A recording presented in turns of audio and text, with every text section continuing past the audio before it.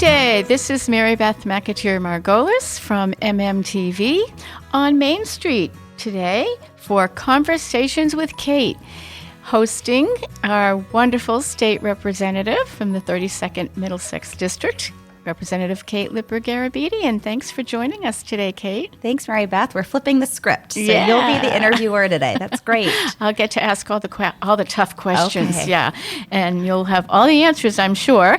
And also with Kate today is her new legislative aide, Julia Germani, and Julia will be jumping in a little bit in a few minutes.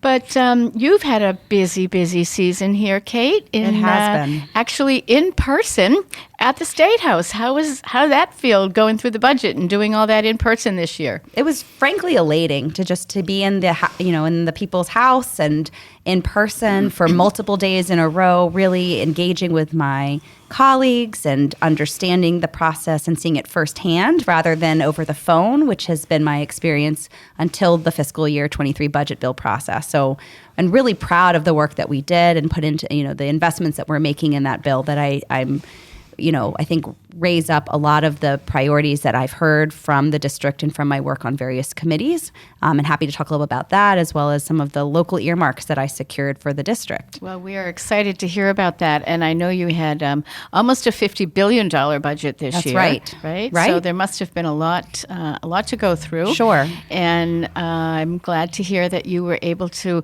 as always, keep Melrose and the rest of your constituents in mind.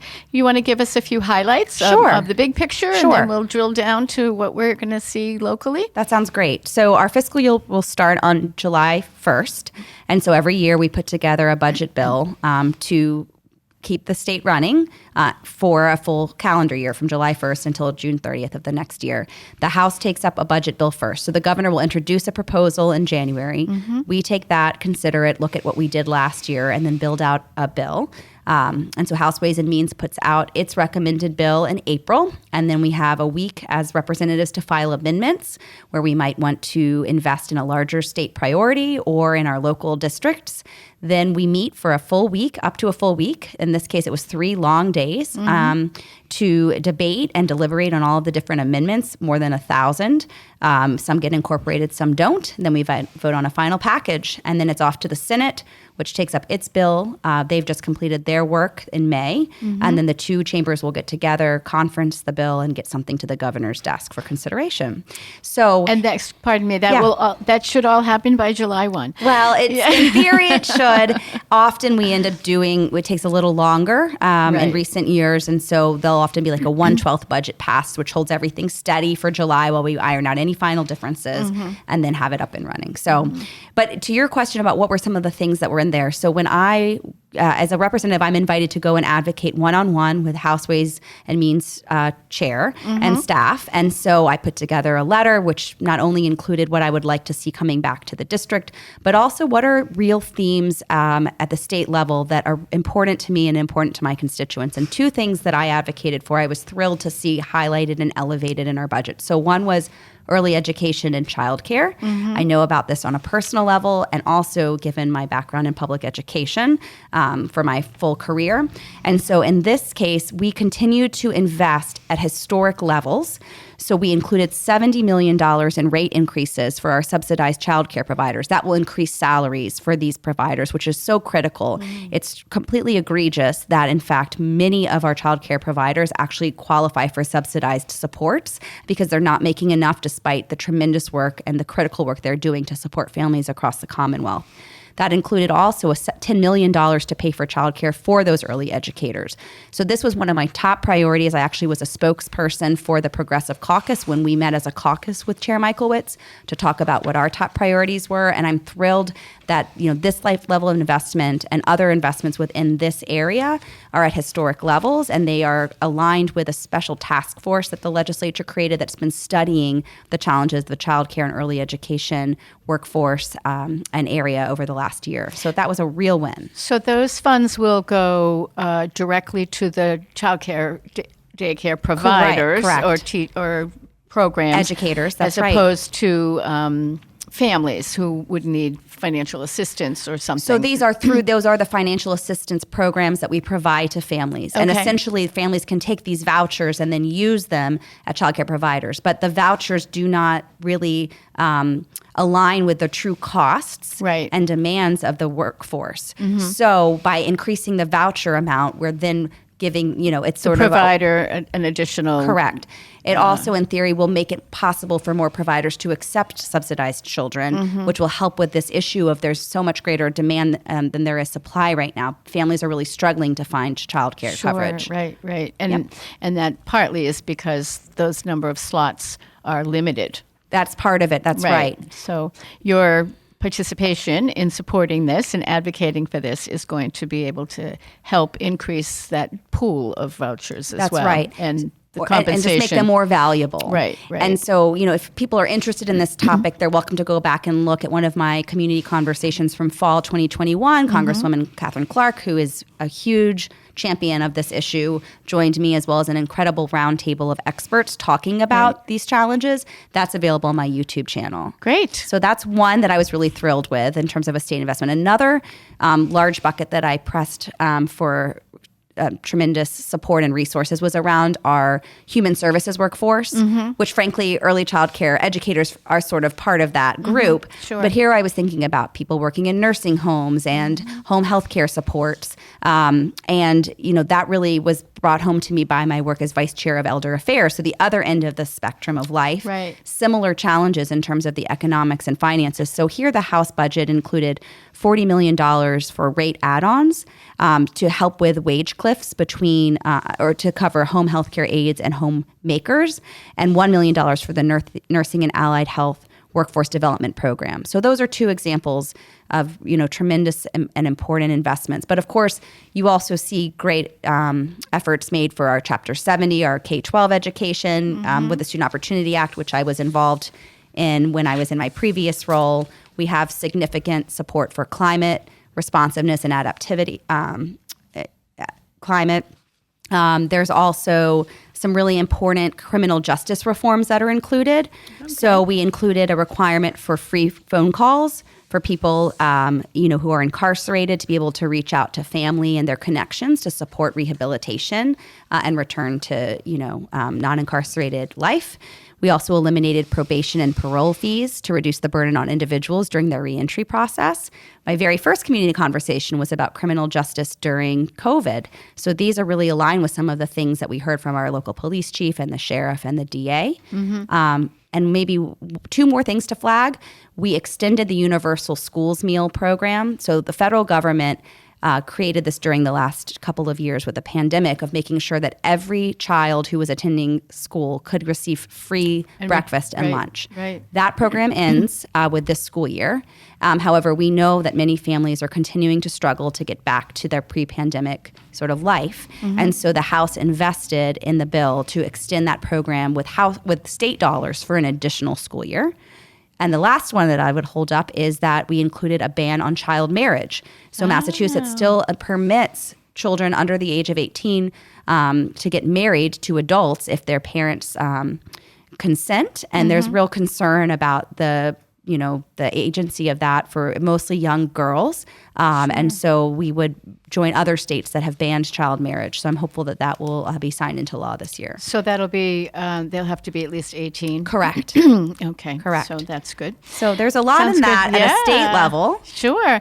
And then talk to us if you'd like, a little bit about, besides the universal school meals, the other things in education. I think I read there's fully funding the circuit breaker for special ed programs. Right. And charter school reimbursement is fully funded. A lot of things that were commitments in the Student Opportunity Act. So we're also continuing to make good on that promise of a 7-year implementation timeline so that we are more accurately addressing the true costs to educate K-12 students in a 21st century, including with respect to costs for special education, healthcare coverage for workers, low-income students, English language learners. So there's a lot there. And all three of the cities or towns that I represent, are going to receive, the benefits of that in terms of the more modern formula for how we fund education.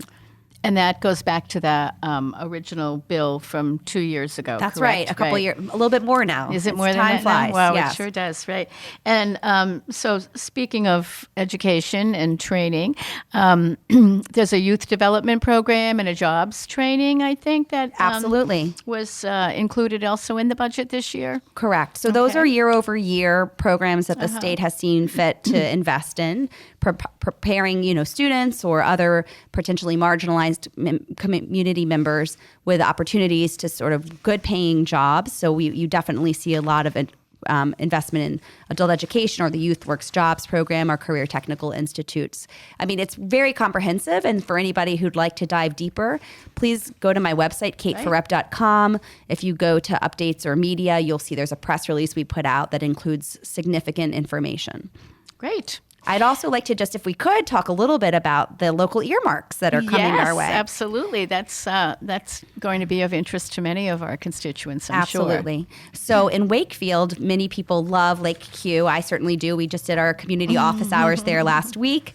And so at the lake? We did, right outside. Did you get like a little tent or something? Or? We didn't need one, but we would have had one were it necessary. Yes. Okay. So there we were able to secure, this is maybe the second or third time I've pushed for this, and I'm thrilled that it's in the bill, which I have pretty good confidence it'll be in the final budget. $75,000 to go to Wakefield to help construct bathroom facilities there. Oh, hooray. Yes, because they do a lot there. The farmers market is there. They have fields, so recreation. So many people walk the lake exactly. every day. Yeah. And then in Melrose, we secured $50,000 for security cameras at the middle school. So that system, I think, is antiquated and needed updates.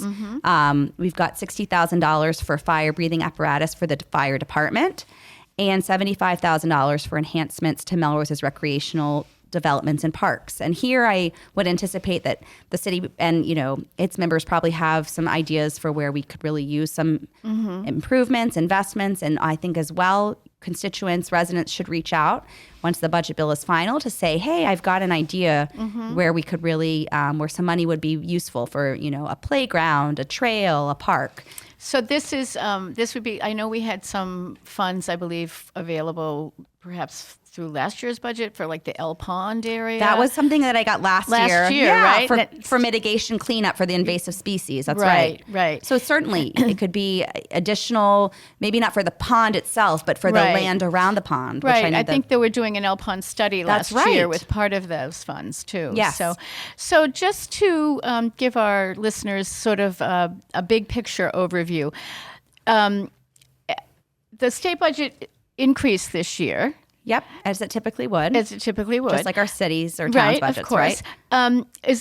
Were there any of the federal ARPA funds that were used for these programs, or are we setting those aside for other things? Great question. So this budget bill is strictly state revenue. We do have ARPA budget bills that we've done. So as you may remember, we did one that was finalized in December of last year. I think you and I talked about it at our last meeting, which was maybe in January. So we have a separate pot of federal funding, which we combined some of that funding with state surplus money to put out the COVID-19 recovery relief bill that was finalized in December.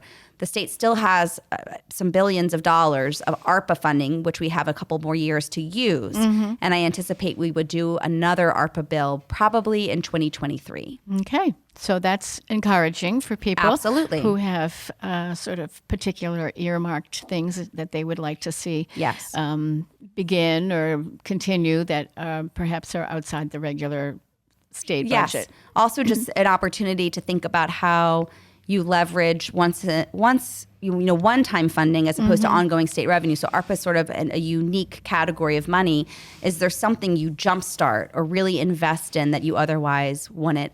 And also, as it's appropriately used, it's really to try to address the costs from COVID-19 and how do we get people back on their feet or cover deficits. Reinstitute programming that was, had to be put aside. Sure. And we want to get it restarted. And things like that. Issues like that. So, yeah. So, but it was a thrill to be in the building. I know Julia was there with me for 3 days. Yeah. And you got to be like in your office. Right? And so, hi, Julia. Hi. Welcome to Glad to MMTV be on here. Main Street and Conversations with Kate. Nice to meet you. So tell us a little bit about what that was like for you. Were you like running back and forth from the office to the floor with all sorts of paperwork for the representative? Or? Yes. Uh-huh. So I feel like this experience was more like what you sort of imagine, like in a television sense, like politics, like running to the floor from the office, and just a lot of passion and energy, which was, so refreshing to be able to be in the building for 3 days, largely working from home. Prior to that, I started as Rep. Kate's aide in November. So obviously, due to COVID, I've been primarily remote. So this was just a great opportunity. Got to spend more in-person time with Rep. Kate as well as some of the other aides in our office suite, and everyone stayed late, so that was just great. And it was also just really rewarding to be able to see the culmination of so many, what seemed like countless, endless meetings that we took with advocacy organizations, really from the day I started, I think. Multiple meetings a day with great organizations pushing their initiatives, and to see it all come together for such a, thoughtful, comprehensive bill that's really attuned to the needs of the 32nd Middlesex District and the Commonwealth as a whole was great. And you sound like you might have had some experience in this field before. Do you want to tell us a little bit about your background? Oh, sure. I touched on this a bit. I actually did a Conversations with Kate podcast the first week I started. Right. And I think that was maybe aired the first week of December. So if you wanted a fuller background, you could listen to that episode. But just to touch on my background a little, I graduated from Northeastern University in 2021 with my degree in political science. During my time at Northeastern, I completed 4 experiential, quote-unquote, experiential learning opportunities. So I did my first internship in the United States Senate in D.C., working for my home state senator, Jack Reed. After that, I worked in intellectual property as a legal intern at Foley Hoag, which is a Boston-based law firm. After that, I worked at the U.S. Attorney's Office in the Major Crimes Unit. And then lastly, I worked at a local law firm, LaPlante Soa Goldman, as a law clerk. Okay, so pretty impressive background Thank you. for running papers down the hall, Representative. Well, that was part of the week. I also was running papers all over the building. I'm sure that you were. I'm sure that you were. Was there any one particular area of the budget, Julia, that you that you were really hopeful and focused on working on? Yeah. So my primary interest, of course, just given the nature of my role, was securing or assisting Rep. Kate to secure investments for the 32nd Middlesex District. Obviously, so great to see investments made in different programs that impact our constituents on a day-to-day basis, or just things that bring them joy. But then just as a personal policy interest, I was focused on the criminal justice related investments. So really great to see a lot of those included. Yeah. Good. Well, congratulations. And Thank you. we hope we'll see more of you. We'll be seasoned pros for the next budget bill. We'll be used to it, right? Yeah, absolutely. Well, I think you've done pretty well for the communities that you represent, having faced the COVID challenges and the virtual. And I should just quickly go through for Malden. We also secured, and this is with Representatives Oltrino and Donato, $75,000 for language access services. So continuing to reflect and support an incredibly language-rich and diverse community, making sure that people can access their government services. We also achieved $25,000 for the fire department for rescue equipment. And then we got really great investments in a number of nonprofit partners that serve not only Malden but surrounding communities. So that included Housing Families, which is really focused on housing security, a domestic violence program that's run through Portal to Homes, and the mobile ABCD outreach team, which does tremendous work for people living in poverty, and their Head Start programs and all kinds of great initiatives. Right. Yeah, and that's certainly impacts the whole district. Absolutely. Really, because Malden is really 100%. a hub for a lot of those organizations. You're exactly right. And speaking of being a hub and being in the community, you want to share with us a little bit about what you've been doing locally in the district? What ribbons you've been cutting and things? There are a few things I would just hold up for people that have been really meaningful for me and hopefully for the community One was that my office spearheaded a Recycling and Sustainability Day event in Melrose in April and in Wakefield in May. And I think they were a tremendous success for an inaugural attempt. Yeah. And we're going to make it an annual thing, I believe. It was wonderful to pull together a lot of local groups that are focused on climate and sustainability, and then also bring in state partners who were able to recycle and upcycle used electronics, household furnitures, old dehumidifiers, in an effort to sort of reduce our carbon footprint and also support just spring cleaning for a cause. So we had hundreds of people come through in both events. The Melrose one specifically, I believe the Green Team Junk Removal said it was their largest one to date this year. Oh, that's great. So that was really great, and a real testament to Julia and my legislative fellow, Diana, who just finished up with me last week, which we were already missing her. But really excited about that and continuing to look for opportunities to show and highlight the local leaders that we already have here working on these issues every day. I've also referenced a couple of the older community conversations that we've done, but in 2022, we've had 2 so far. Those are usually quarterly. So our first one was a kickoff to 2022, making it a holistic new year, how to set sort of intentions about lifelong learning. We had great panelists talking about, mental well-being, library services, arts and culture, you name it. Gave me a lot of food for thought in ways that I could personally, deploy some of these skills and ideas to make my own, life a little easier or a little more enjoyable. Right. Yeah. And then more recently, we had a community conversation for consumer action for climate resiliency, where we did mini panels with a state lead as well as 2 residents in I think for each panel, we had a resident from Melrose and a resident for Wakefield talking about how to explore electric vehicles. Oh, right. And then heat pumps, and finally solar panels. Solar panels, yes. Right. And so, just kind of what is the process like to figure out what's right for your lifestyle, for your home, and how to sort of demystify that so that you can take action on an individual level to really make a difference in a global and people challenge. can access that information on via your YouTube You've got site it, or yes. via our MMTV That's podcast right. page. Exactly. Right. So both of those were really great. We referenced earlier that we've been doing office hours in person recently. So we've been doing monthly office hours and looking for themes to sort of highlight what's great about the 32nd Middlesex. So we did a small business office hours where we were at small businesses here in Melrose and Wakefield.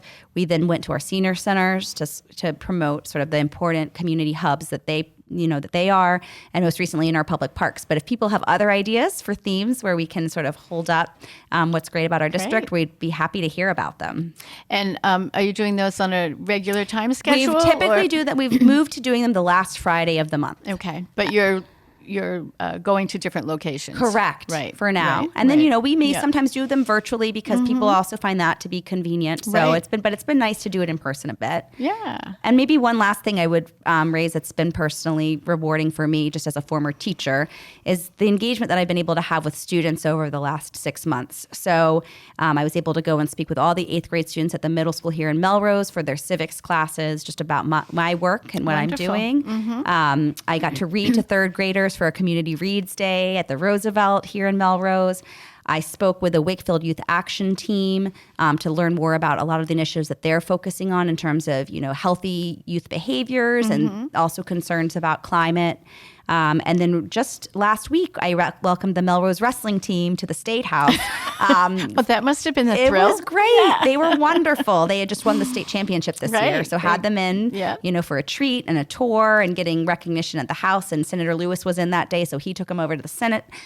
So it was really fun. And I'm hopeful that I'll get to do a lot more of that in the coming year. Yes, I hope so, as things sort of return a little bit to more of a normal routine. I hope so too. For kids in school. Yeah.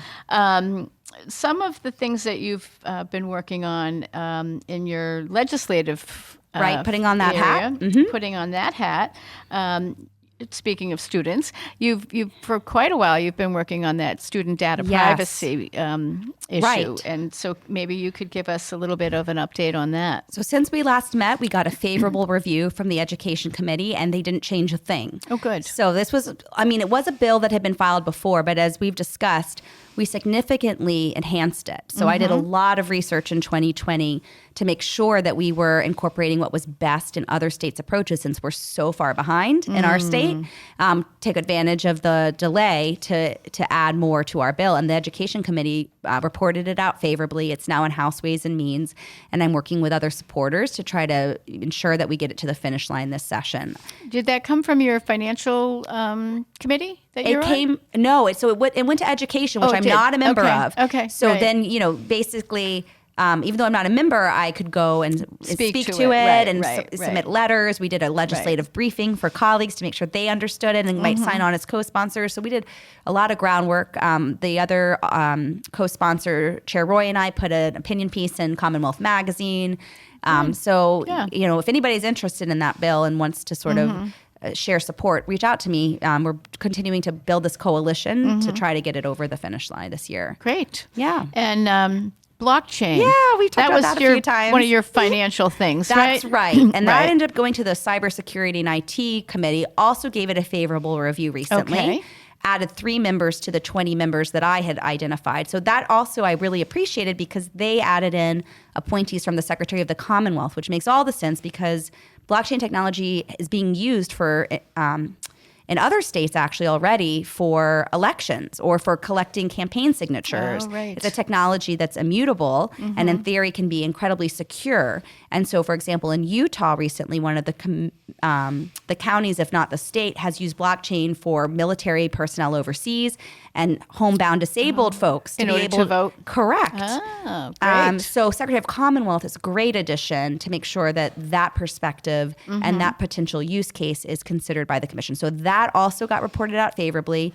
I'm hoping we can maybe include that in like an economic development bill that the committee or that the legislature will complete this year. So I'll stay tuned on both of those as well as many others. I think I filed about 35 bills this session, and maybe 2/3 are still in contention. So that's really good. That's great. Yeah. That's a great success rate. Congratulations. I'm pleased with it so far, yeah. And you were able to have an enactment of the Women's Rights History Trail. This was great. So this is a real credit to some of my House colleagues who have been working on this for a long time. And the governor just signed it into law last month.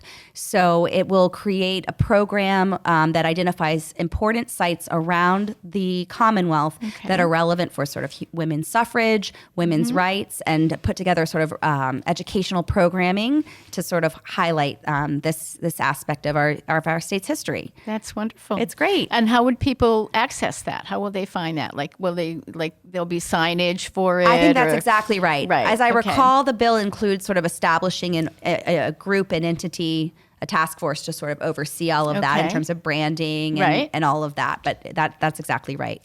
And then you were also had some bills that have recently come out of the House. Yes. On teen sexting and revenge porn. Right. That just passed last week out of the House. Yes, last week we had a session about this. And so now it's over to the Senate. So sort of in the same space, frankly, as student data privacy, acknowledging that a lot of our activity and behavior is now digital. In fact, more than a decade ago when I was working in a law practice, I was supporting states who were dealing with this issue of teens sexting each other, which is sort of sharing explicit images. And frankly, there's nothing in our state framework that would prevent that or that would classify it as anything other than child pornography. Okay. And so the result of child pornography is you get registered on a sex offenders list. It's considered a felony. But obviously, teen sexting is quite different from what we think of historically as being the concerns around child pornography. Still definitely concerns, but we don't want to treat someone who sends a picture of him or herself to a girlfriend the same as we would, want to address a perpetrator of child pornography, right? So this bill would sort of essentially decriminalize it and make it possible to sort of do more of diversion and education. Now, for really egregious cases, there's the opportunity to prosecute in a similar way. Mm-hmm. But we want to be clear that what we're talking about is a very different behavior from the really, punitive nature of criminal law. Mm-hmm. And then the revenge porn component of it is, again, using materials that were shared consensually at one time, but then using them to punish somebody is essentially like a digital sexual assault. Right. And so we definitely want to criminalize that, create fines, penalties, even jail time potentially for people who are engaging in such a reprehensible activity. Is there an age cutoff for this? Is there if they're under 18 or under 16 or whatever for the sexting or? Not really. I shouldn't speak out of turn. Right. I need to go back and review that closely. It's a great question. My anticipation is we would treat it very similarly to our other criminal statutes, right? Okay. Where we're incorporating the recognition of different ages of her perpetration and recognizing that, brain development being what it is, younger people are at a different place for many of the crimes that we've identified as opposed to once you reach adult age. Okay, well, that sounds like it's an important area for you to be. I'm sure you'll continue to work and advocate for that. I'm glad that we're working on that, and I'm hopeful the Senate will, address it as well. And finally, the other bill that came out of the House that you were involved in, it was a hair discrimination bill. Yes. And that was interesting to me because I know we recently had a case out of the Mystic Valley Charter School. Yes. And was that part of the impetus for this? Absolutely. So Representative Ultrino of Malden is one of the primary sponsors of this bill. And it was certainly filed with support from advocates and, legal scholars to address this issue that there was essentially, it was unclear in our state laws whether discrimination on the basis of natural hairstyles was permissible. Okay. And so this would make that so that it is not. Right. And so both the House and the Senate have passed that bill. There are differences between the two bills, so they're working through those, and then I'm really hopeful we'll get that to the governor's desk this year as well. I was the chief legal counsel at Executive Office of Education when the Mystic Valley Charter School case arose. The Attorney General got involved, DESE was involved, and my recollection was it was really murky whether we had something that specifically prohibited what the discipline that the school had enacted on two female students who were wearing their hairs in a natural hairstyle. So this will clarify and say absolutely not. Right. So which will be good. Good progress. Great. That's great. So just to kind of wrap things up, what's your summer like? Well, other than the fact that today happens to be 58 degrees and rainy. Who knew? But yeah. Well, my summer will be, this is the very beginning of June when we're recording this. So for this month and July, it will be very busy at the State House. Because we're wrapping up our basically a year and a half of formal sessions. Right. Bills that are going to get over the finish line have to pretty much get done in the next 2 months. And then we'll go into an August recess. I'm running for re-election, so I'll be doing some of that. Right. And then the fall we'll be preparing, for a new legislative session where I want to file another round of bills to sort of continue to move Massachusetts forward on issues that we all care about. Is there any one or two particular bills that will that you really, really want to focus on the next 6 weeks to get over the finish line, so to speak?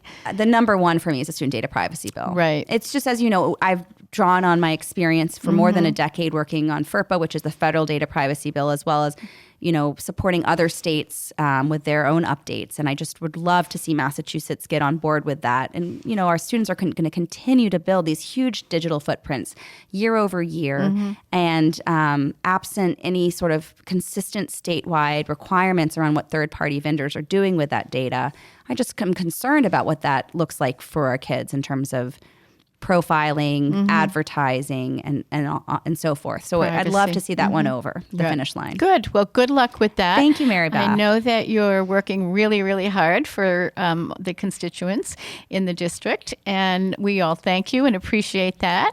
And we'll look forward to hearing from you again. Yes. Maybe in the late summer or when you're getting ready to kick off your campaign. I assume you'll be running for re-election. That's the plan. Yes. Yeah. That's not the plan. I am running for re-election. Yes, So, we hope. yes. Yeah.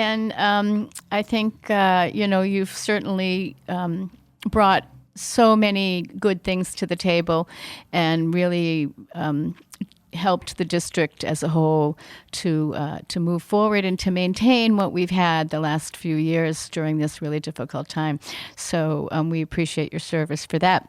Well, thank you, Mary Beth. And it's obviously a team effort. You heard from Julia today, other interns, fellows in the office, and also just the larger community as a whole for being engaged, supporting me, sharing your stories and your ideas. MMTV has been a great partner, suggesting a podcast series, right? There we go. So, we all work better when we learn from each other, and that's definitely something I'm committed to continuing to do. And why don't you let people know how they can reach out to you? Of course. Once again, and how to find you online and all of that. Yep. So you can obviously find me through the Mass Legislature website. Right. I have a website, kateforrep.com, which has all of the resources we've created over the COVID timeframe to support people.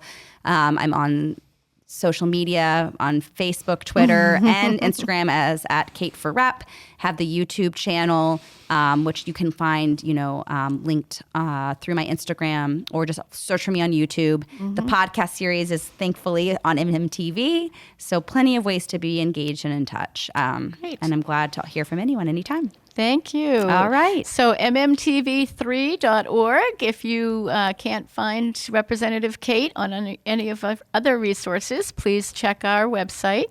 And this is Mary Beth McAteer Margolis on Main Street, hosting Conversations with Kate, our Representative Kate Lipper-Garabedian from the Massachusetts 32nd District. Yes. Thank you for joining us today, Kate. Thanks, Mary Beth. Everyone be well.